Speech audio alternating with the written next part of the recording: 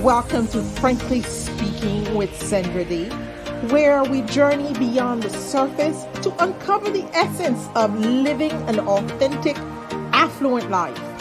I'm Sendra D, your companion guide on this path of self-discovery and empowerment.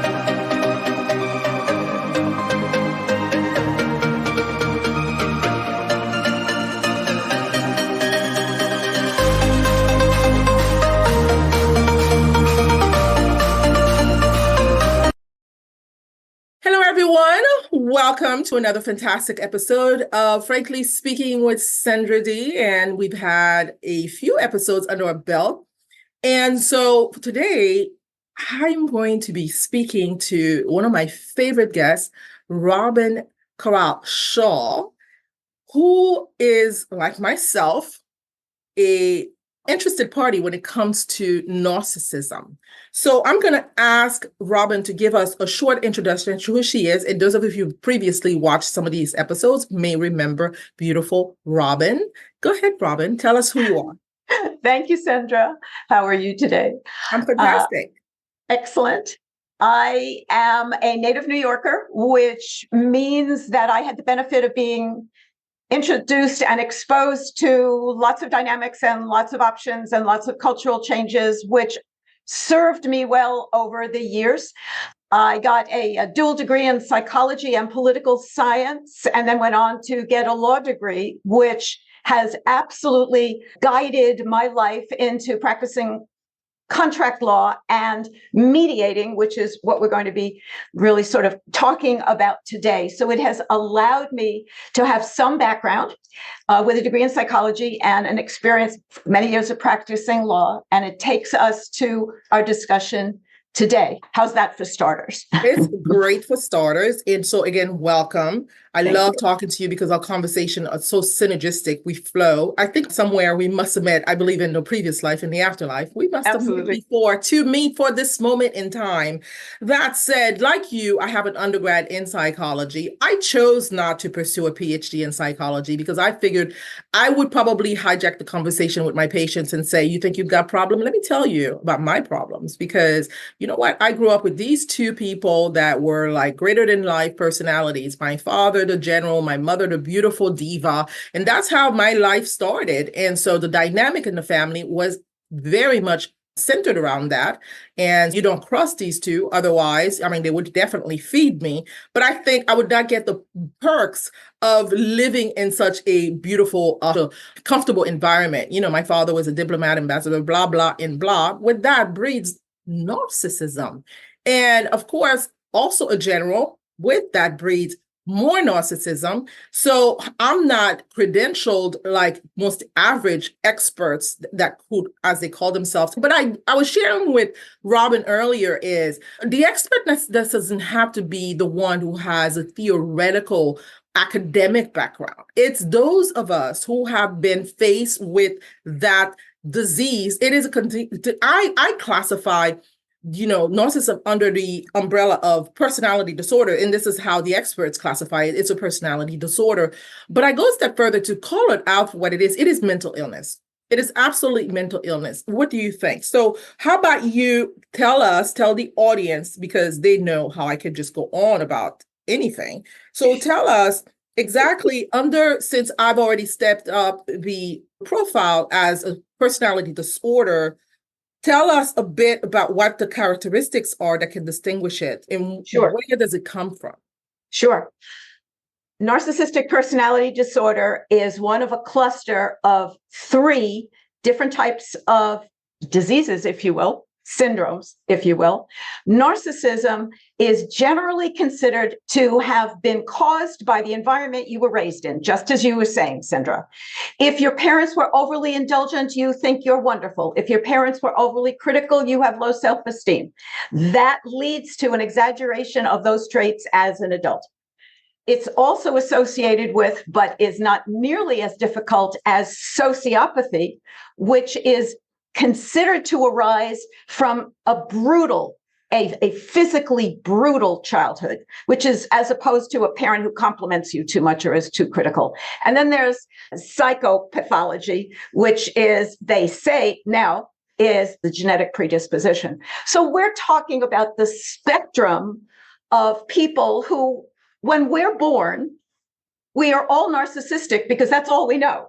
And in the normal curve of life, we learn that the rest of the world is out there and how to interact with it. Some people are stuck at the I, me, my stage of that. And there are so many behavioral outgrowths from that it causes problems in everyday life, in the family, as you described, in the workplace, getting divorced, raising children, and so on. Absolutely. This is fantastic. Well, thank you. I love this.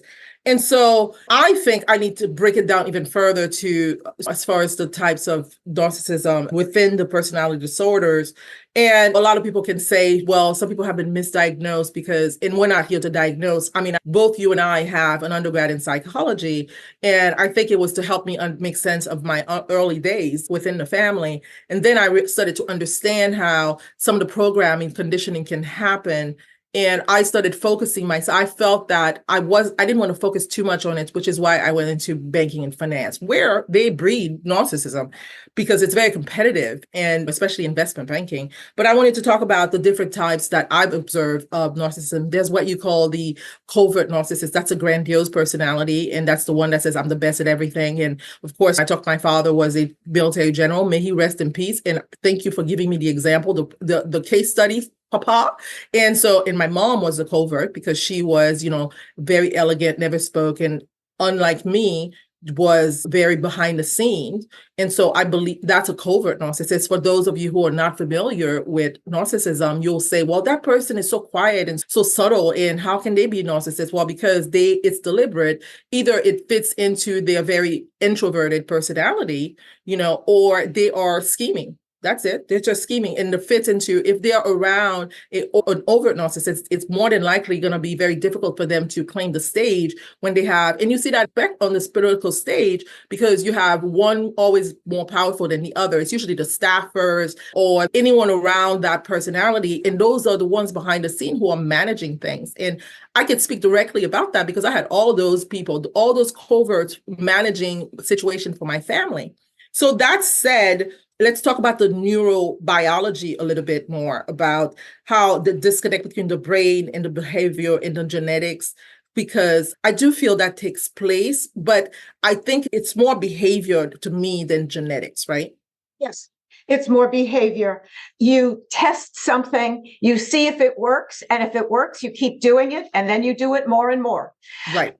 If I may, let's talk about the other end. You were talking about covert narcissists. Mm-hmm. Can we touch on overt narcissists? Yes, that's the one most people see. And I prefer overt narcissists. If I had to pick, I would prefer, I've dated all of my exes out there. You're all narcissists. Let's just set the record straight. You are all narcissists. I don't think, and I apologize if one of them happens to be an outlier, but you're all overt narcissists. And I prefer overt narcissists because you can actually identify them. They come screaming at you like, I'm the best thing that's ever happened. Okay. But then the covert, go ahead and talk about the overt. Well, the overt narcissists are the celebrities. And if you don't mind, I'd like to stick to women. It gets too broad and too complicated if we include men as well for this list, if that's all right with you, Sendra. Of course. Okay.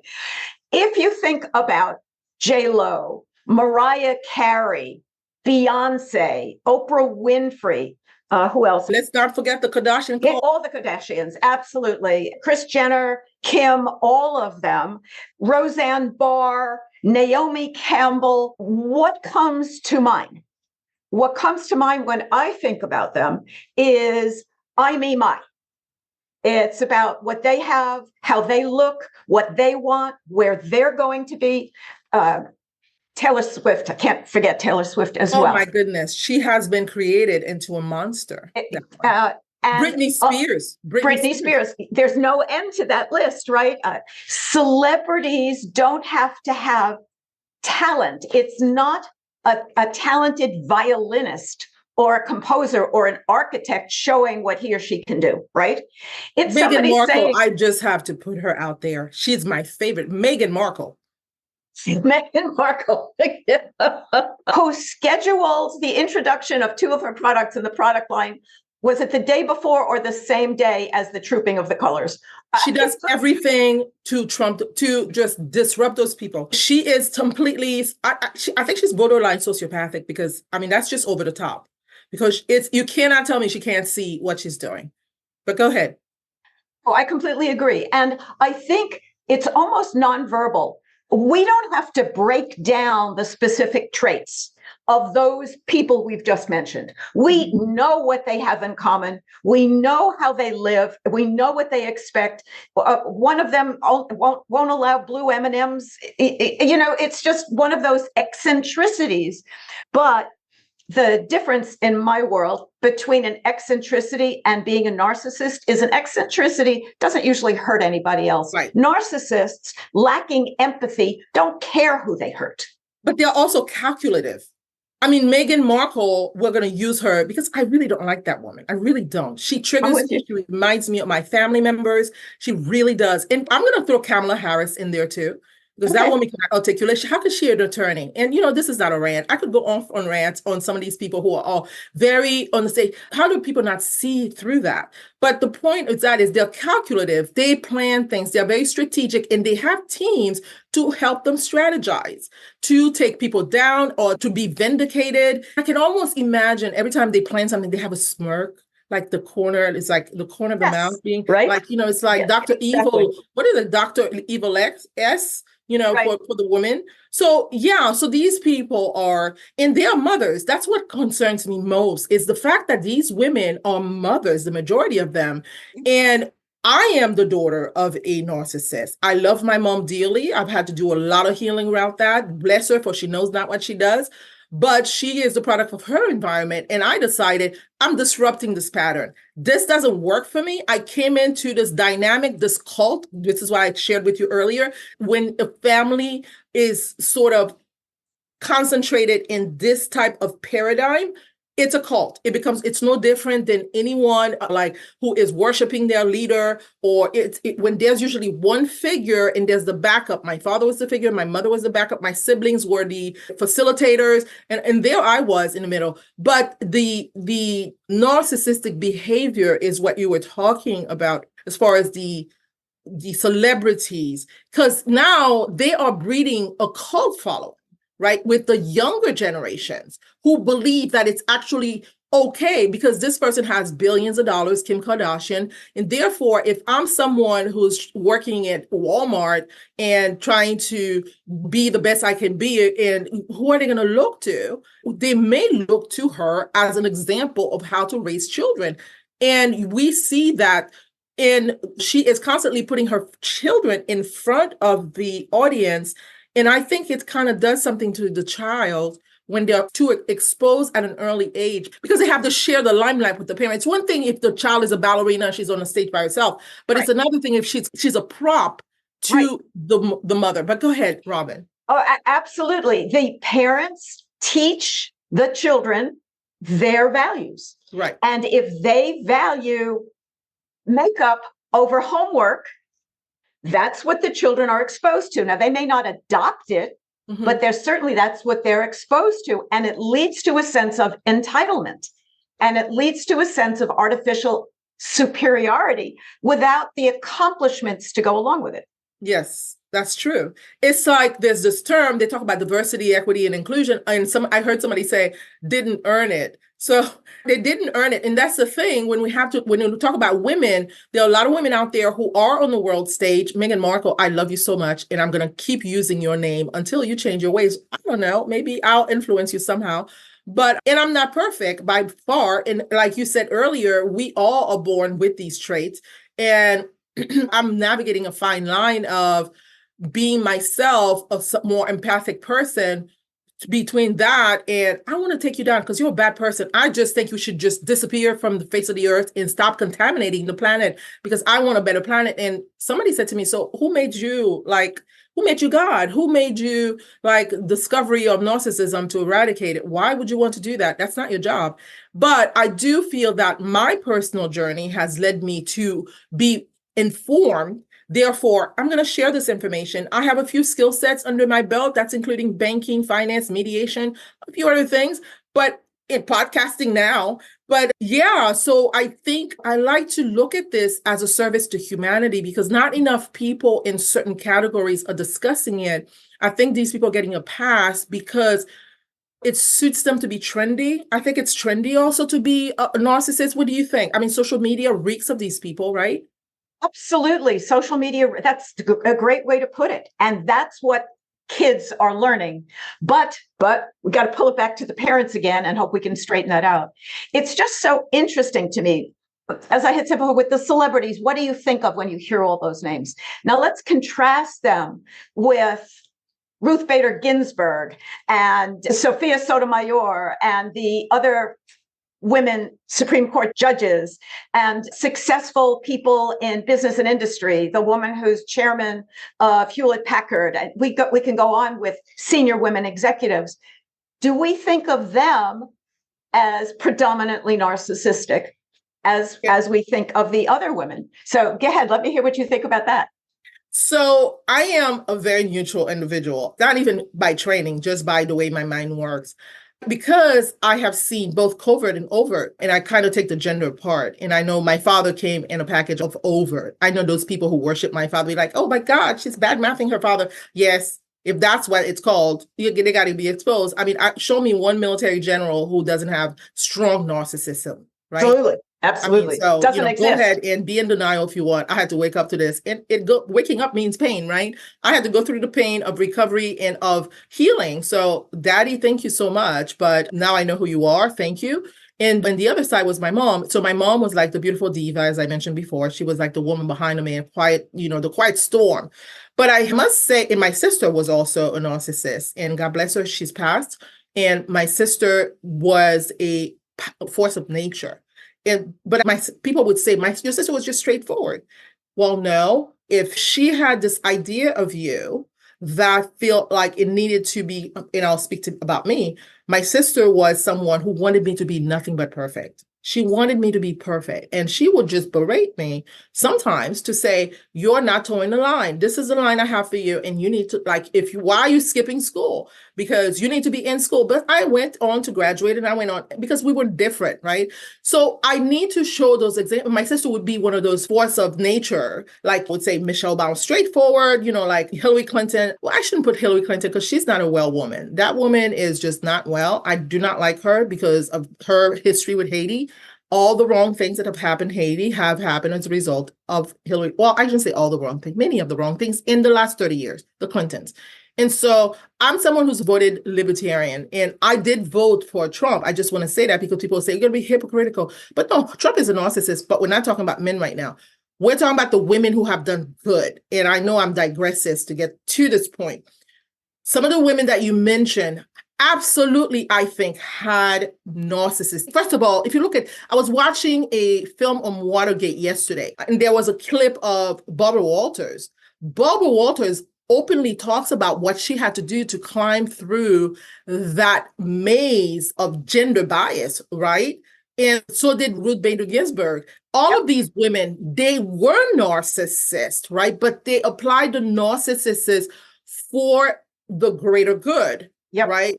So when you reach that height, and I've been thinking about this a lot, Robin, if you ever were elected to office, you have to maintain a persona. Think about these Congress people. I think Congress is a joke now, but Congress people who have to, every 2 years, convince people that they're the best. They're the best. Fortunately, Supreme Court justices don't have to be elected, so they just come into the package.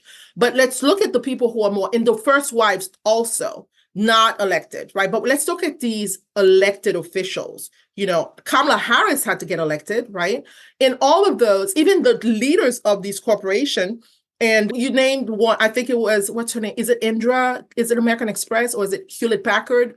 Hewlett Packard has a female CEO. They have to get elected. There is a board Yep. that they have to convince every time that they're the best women for the job. There is narcissism there, without a doubt in my mind. Oh, yes. But how they apply that narcissism is because you have to think you are the best for the job, for the corporation, for the vision. But I don't want to give them immunity from the crime, right? They're guilty, but guilty in a way that serves, it's like war, right? You go to war. I think we talked about one of the podcasts, we talked about war. So countries go to war and they know some lives will be lost. And that's a decision you have to make, right? So when you are a CEO, there is narcissism there because what you're doing, you're protecting the interests of your stakeholders. That means your employees, your board, your consumers, whatever product or services you're offering. But so you have to be just tunnel vision. And I'm saying a lot, as you can tell, the wheels in my mind are turning, and I know you mentioned Liz Cheney, Nancy Pelosi, and Stacey Abrams. They are elected officials. And I think they're all narcissists, personally. And Stacey Abrams, I said before, she's not my cup of tea. And Liz Cheney, she came from a narcissist. And so did Nancy Pelosi, because these two women are children of politicians. I mean, Dick Cheney is a complete narcissist. And Nancy Pelosi, her father, I think, was the mayor of Baltimore, a politician. And in those days, there was no accountability. So you kind of look at the profile. How can they not be? Because we talked about this is a cultish system if you come from such a family. Right. So I guess I'm trying to reconcile myself. How do you knowingly take some leadership role, these women are examples, and not be? You have to be, wouldn't you? Because narcissism has a spectrum, I think the healthy narcissism we can call ego strength, right? She has a strong belief in what she's doing. She has a strong belief in what she's accomplished. She has a strong belief in where she's going, has a flavor of rationalism to it. It doesn't sound eccentric and over the top, because it's based on accomplishments, maybe education. And those people, I think, definitely grew up in a context like that, but we're picking and choosing. For example, let's take the medical profession. The healers, right, are not generally putting themselves ahead of their patients. But think about the surgeons, and the surgeons who are extremely narcissistic, who are known to hands of God and all of that God stuff. complex, yes. Yes. So once again, it's a spectrum, it's a continuum. So everybody who is going to be a driver, whether it's corporations or healthcare or politics, has to have a strong and healthy ego. It's a question of who goes over the top, and then do they fall off a cliff? Correct. You mentioned Oprah Winfrey. She's a huge personality. She has a huge footprint. Everyone who's watched TV in the last, 20 years know who she is. More than that. Yeah, for More sure. than that. And she's someone that I admired and I respected. Well, I've taken her down a few notches based on her behavior in the recent years. Because, of course, everything's become a little bit more transparent. And I've also become more self-aware as to what I want to develop within myself. Would you say that it's important for you to have awareness of yourself before you go out there judging other people? Because I have seen so many narcissists point the fingers at other people saying, well, I think they are. So for me, it is important that I constantly check in and say, am I a narcissist? No, well, I have the potential to be, but then because I have that desire to be healed, healed in the sense of releasing those character or the flaws that have made me more mainstream, because a lot of times you just want to be trendy and cool, but it's not good for your soul. So for me, it's important that I do that self-reflection. How about for you? How are you able to recognize that, okay, these people have that? Do you check in to see where you are on that spectrum? I have to check in. When I was litigating, you have to have belief in your ability to represent a client and win in a situation filled with conflict. So you have to prepare, you have to have the information you need, and you have to be able to sell it to the judge. It Absolutely. is much more likely that I was tapping into more of my narcissistic traits in order to do that. Right. Now that I am mediating and doing contractual negotiations, Mhm. I don't need those skills. I don't have Right. to have the answers. I have to ask the questions. So I feel better about myself now when I'm checking in to see where the Absolutely. balance is. Yeah. And so, I mean, I know for me, the root cause of narcissism in my family of origin, I'm not here to diagnose anyone. So I will just speak on my own personal experience, which when I was uncovering this dynamic, this paradigm within, and it helped me, strengthen my resolve to heal. It was recognizing that, oh my goodness, these people are just traumatized.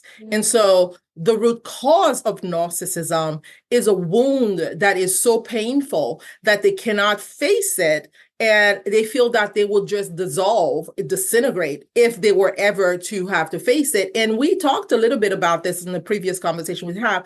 And it's covered up, it's shielded, it's contained within shame. So that shame-based wound, whatever it was, it could be that, okay, I spilled a glass of milk from the counter, broke the glass when I was 5 years old, and I saw my mother give me the stare of death.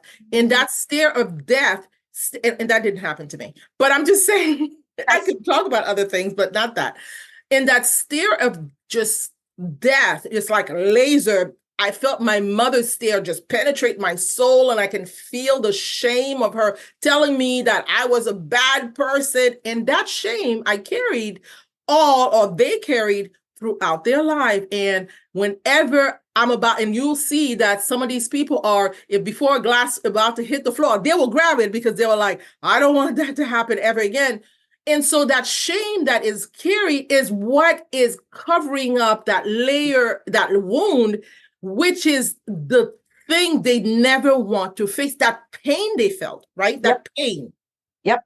Low self-esteem is underlying almost every aspect of narcissism.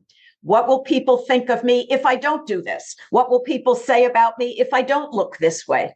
It's all about trying to hide that shame and that fear of being less than people expect them to be, either because their parents praise them forever and they realize they're not living up to that, or their parents were critical of them and they never thought they lived up to that. So you're absolutely right. That's underlying there. It affects people in the workplace. It affects people in marriages and divorces. It affects people raising their own children.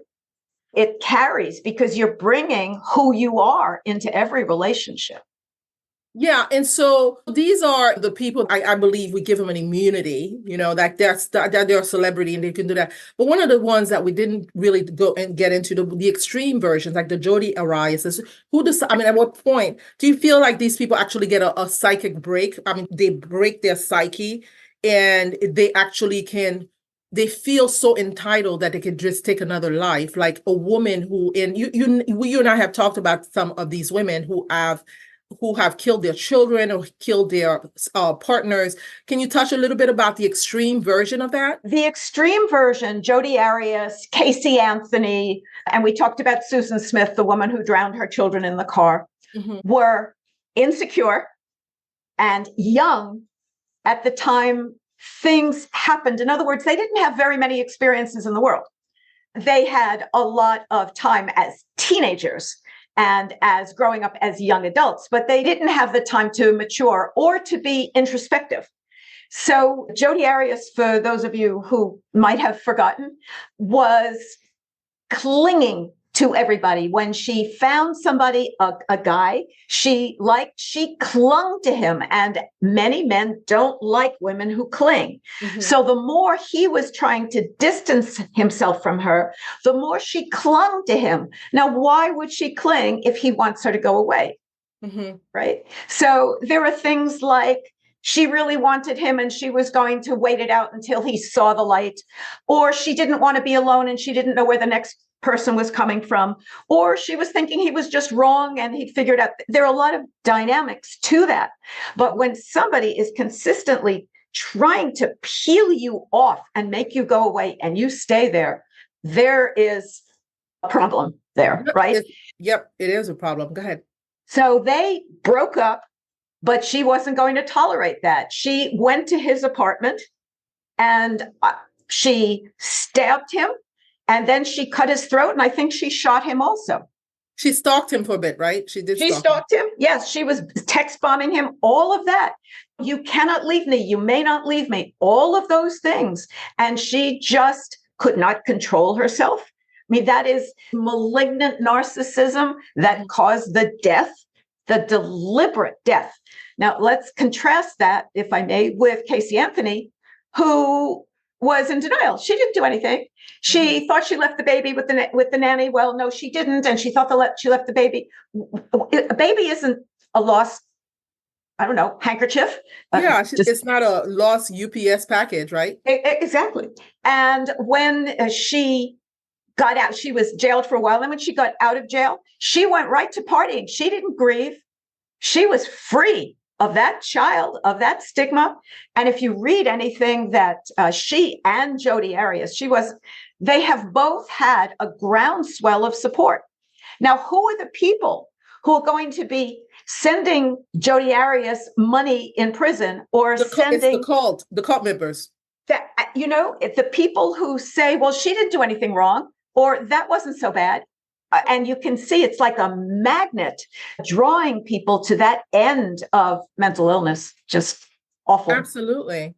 So, I mean, you got to wonder, right? So even on the less intense level, I would say I have quite a few of these people, again, in my family. And you guys are lucky I'm not naming you, but all of you.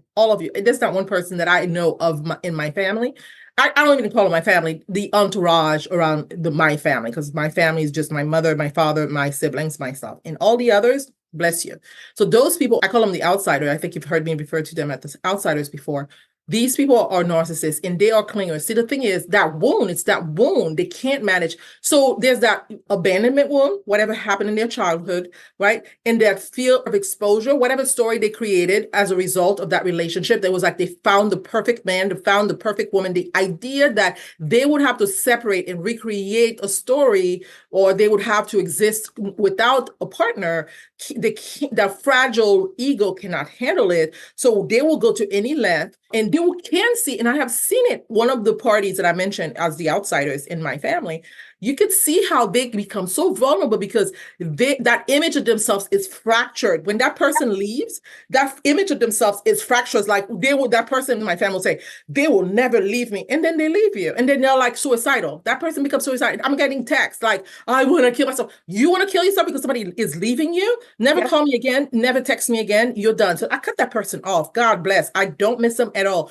But the idea that they, for years, so you ask them, why are you even with this person? Because you could do so much better, because that person, you know, you're good looking, you're smart and everything. And they get a partner sometimes who is not their ideal partner, but in their mind say, that person can never leave me, right? Or they settle for this person that's broken and flawed. I mean, we'll look at Meghan Markle. She doesn't love Harry. She clearly doesn't love Harry, but I'm sure behind closed doors, she's thinking, my God, I could do so much better. She probably could. You know, Harry is not the alpha male that probably Meghan wants. I mean, he's more beta. William is more alpha, right? So when you look at that, she could never manipulate William. And I take these two because everybody knows them. But Harry is unhealed, very much like my brother was unhealed when he married that woman that he married. And I hope she hears this. When he married this woman, she saw the perfect broken man who had so many issues with his father, because my dad, military general, never would allow his son to become an alpha male. So a woman who is more alpha is going to take an opportunity of that. And that's the thing.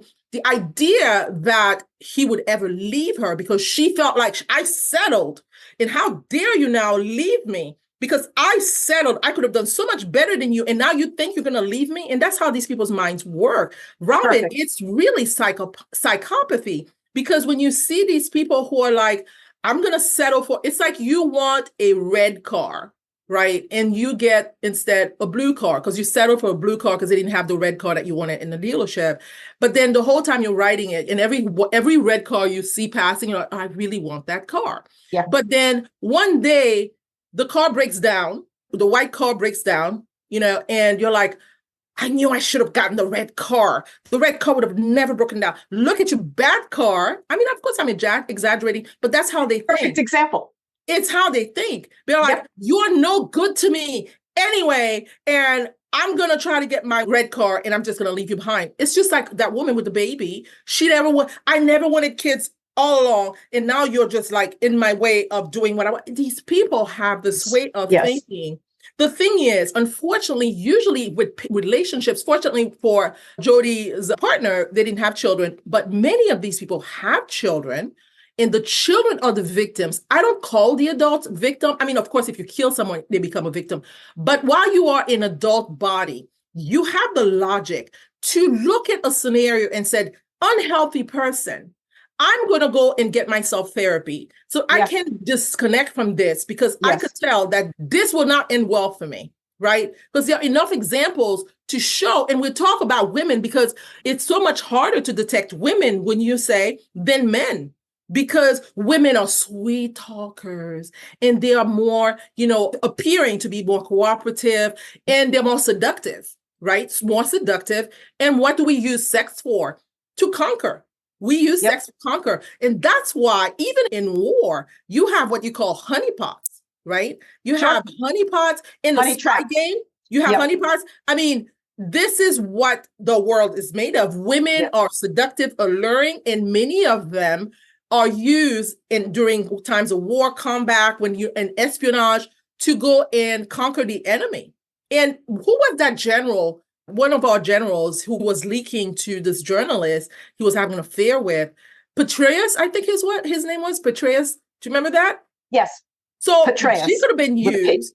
She could have, that woman he was having an affair. She was a journalist, you're leaking. How do you know she wasn't working for the enemy, Chinese? Right. I mean, they come in. So that's the concern. The purpose of this video is really to educate and to inform, because having seen my brother go through it, unfortunately, I couldn't warn him enough. That woman that he married, and I forgive her and God bless her. She showed up. He chose her. Nothing to do with me.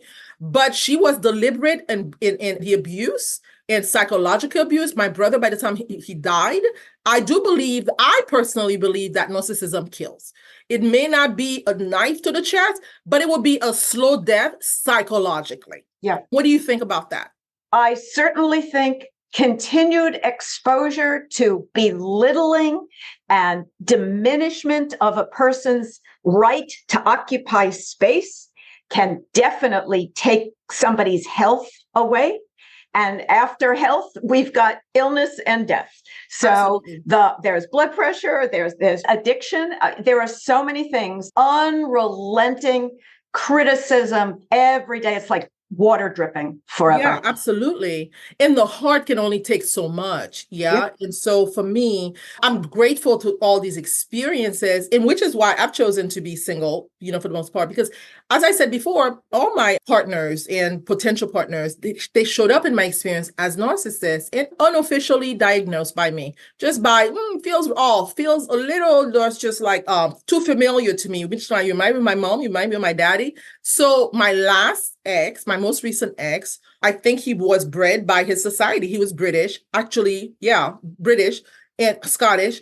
And so it's that system, right? He was Scottish living in England. And I know from my experience living in a class system, or not living in a class system, being born into a class system, how detrimental to your health it can be. Because if you can't maintain that level, first of all, we forgot to mention the dynamic that all narcissists need someone to project their shame on, right? Yeah. That is a target. So I believe, especially in a class system, you're going to have people those narcissists, if you become their target, everything that they accuse you of, you're no good, you're worthless, blah, blah, that's how they feel.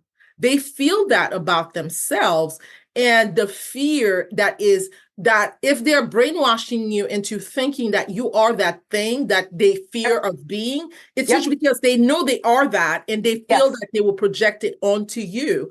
So buyers beware when you're buying a narcissist off the shelf, do your due diligence, take them to a psychiatrist.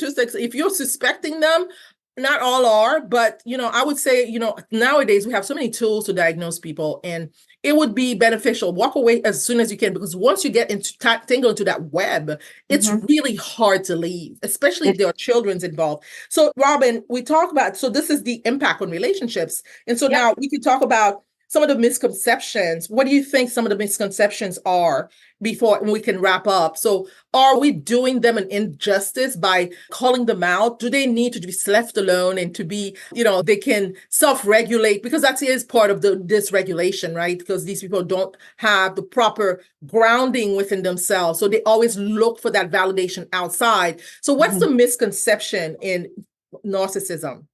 The misconception, I think, is that somebody loving and caring can actually change someone. I don't think a narcissist can be cured by love and affection.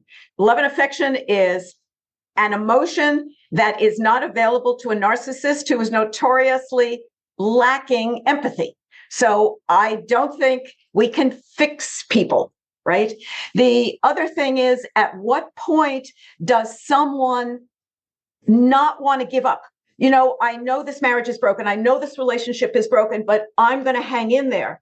You're exposing yourself to gaslighting, right? Let me just segue for a second for gaslighting. 10 years ago, nobody knew what that word was. Right. It goes back to the old movie Gaslight, right? Now, because there is so much narcissism out there, and there is so much being discussed about narcissism, and gaslighting is where a narcissist tries to convince somebody else that they're crazy, that they did something they didn't do, that they said something they didn't say. It is feeding back in. We can't convince somebody without proper therapy and maybe medication, that we can change them. With all the lying and the damage and the inflicting of distress they're doing on the victim, I think, has to tap out and save themselves, save somebody else. Absolutely. Because what would happen in therapy, you would have to break down, because you have to become like a little child. In order for you to relearn, you have to go back to the original place where you learn to be this broken individual and face the fact that this was all a lie, that this facade that you presented was completely built on a false idea of self, not truthful, right? Because what is the opposite of narcissism is authenticity. When you are able to be raw and unfiltered and unconditional, unscripted is really more, because they are really good at containment. And this is why they work so well in politics, because politicians are all very well scripted. So for me, I see it's important that when we see somebody who's so scripted, we question them and say, why are they so scripted? And control, control, right? So as far as calling them out when you're being gaslit, somebody said to me a long time ago when I was being gaslit, even if the world is saying that it's not true, what you're thinking, walk away and just know your truth, right? And so that's the thing. You can only become a victim when you give the other person more power than you. So you never taking your power and not even understanding that you've given the power is your first step in becoming a victim. Yes. One has to know that no one can have more power in me than me, because your power is really in your thought and how you choose to show up in the world. Everyone has dominion over self-mastery. And that's really the narcissist's kryptonite. If you show up, I was a complete doormat way back when, because I thought that's how you were supposed. You're a woman, even as a banker, even as somebody would say, I was strong, I was confident, but deep inside, I was longing for love, and they showed up. They showed up loving me in their own way, except I came to understand the more of these relationships I had, that doesn't work for me. Right. You're going to have to do better. So unless you have that self-love, I remember when I said to myself, I love him, but I love me more. And I walked away. And I've never been married. And I've learned to love myself through lonely nights, and unsupported action, right? The action is I'm leaving this relationship. There's no one holding my hand. I'm just going to close my eyes, leap, and trust the universe.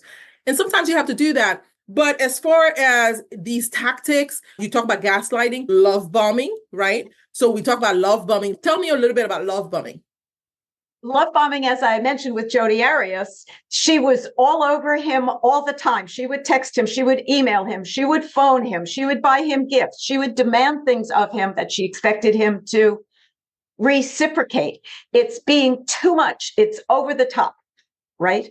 And when it ends, you've got anger and you've got frustration and it's like a rubber band being stretched and stretched and stretched and stretched. And then when it breaks, it's explosive because there's nothing left of it at all. Nothing at all. Thank you so much for that. I think the audience actually gets, this is not a seminar on narcissism. This is just our own experience. And I want to reiterate the fact that neither one of us are credentialed in narcissism, nor are we academic experts, but we are real life survivors. Survivors, yes. Yeah. So yes. I could smile. And the worst experience for a narcissist is watching you thrive.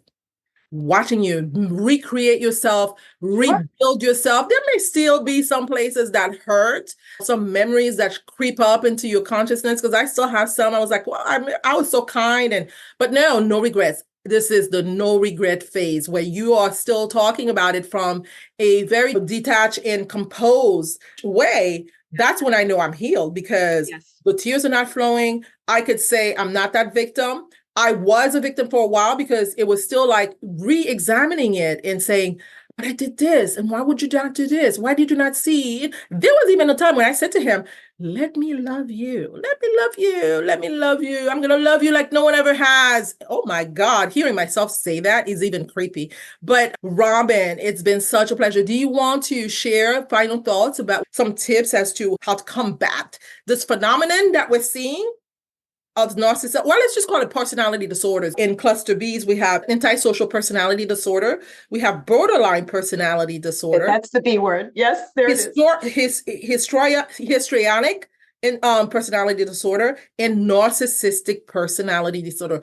We focused on this video on narcissism because that's the one that I'm most well versed on. I mean, antisocial is, I know people in my family because they come like dual diagnosed, right? If they can be even diagnosed.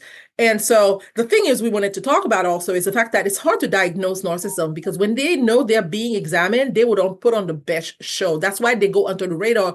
That's why a lot of serial killers are like the most outstanding members of society because they know they cannot be exposed. So we focused on narcissism because that's really the one to me that is so dominant in society. And the other ones you would have to really fine tune with certain tools, which I don't have. But Robin, finalizing this talk about narcissism, the tips again, please, how to deal with these people. First of all, don't criticize yourself for having made a mistake in your original feelings for a person. It's fine to marry somebody or date somebody or live with somebody who's strong. But when strong becomes abusive, becomes disrespectful, becomes insulting, any of those negative things, you have to take a look at yourself and say, no more.